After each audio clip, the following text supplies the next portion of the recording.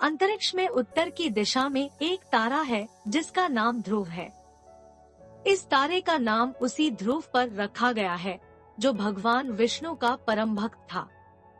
आओ जानते हैं ध्रुव की कथा।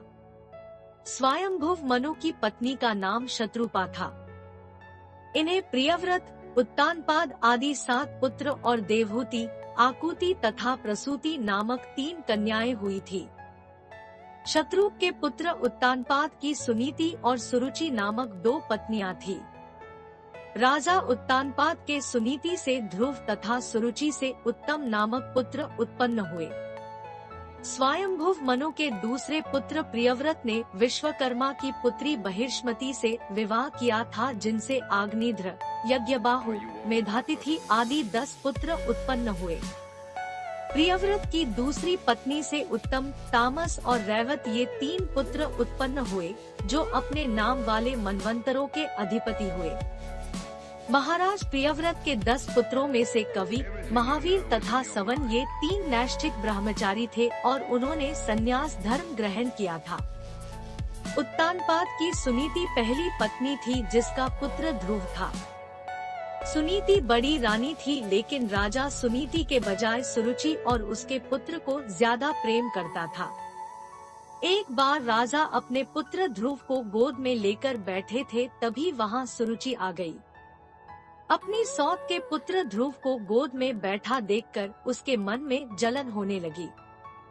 तब उसने ध्रुव को गोद में से उतारकर अपने पुत्र को गोद में बैठाते हुए कहा, राजा की गोद में वही बालक बैठ सकता है और राज सिंहासन का भी अधिकारी हो सकता है जो मेरे गर्भ से जन्मा हो। तू मेरे गर्भ से नहीं जन्मा है। यदि तेरी इच्छा राज सिंहासन प्राप्त करने की है तो भगवान नारायण का भजन कर। उनकी कृपा से जब तू मेरे गर्भ से उत्पन्न होगा तभी सिंहासन प्राप्त कर पाएगा। 5 साल का अबोध बालक ध्रुव सहमकर रोते हुए अपनी माँ सुनीति के पास गया और उसने अपनी माँ से उसके साथ हुए व्यवहार के बारे में कहा। माँ ने कहा, बेटा ध्रुव तेरी सौतेली से तेरे पिता अधिक प्रेम करते हैं, इसी कारण वे हम दोनों से दूर हो गए हैं। अब हमें उनका सहरा नहीं रह गया। हमारे सहारा तो जगतपति नारायण ही है। नारायण के अतिरिक्त अब हमारे दुख को दूर करने वाला कोई दूसरा नहीं बचा। 5 साल के बालक के मन पर दोनों ही माँ के व्यवहार का बहुत गहरा असर हुआ और वह एक दिन घर छोड़कर चला गया। रास्ते में उसे नारद जी मिले। नारद मुनि ने उससे कहा, बेटा तुम घर जाओ, तुम्हारे माता पिता चिंता करते होंगे। लेकिन ध्रुव नहीं माना और कहा कि मैं नारायण की भक्ति करने जा रहा हूँ। तब नारद मुनि ने उसे नमो भगवते वासुदेवाय मंत्र की दीक्षा दी। वह बालक यमुना नदी के तट पर मधुवन में इस मंत्र का जाप करने लगा।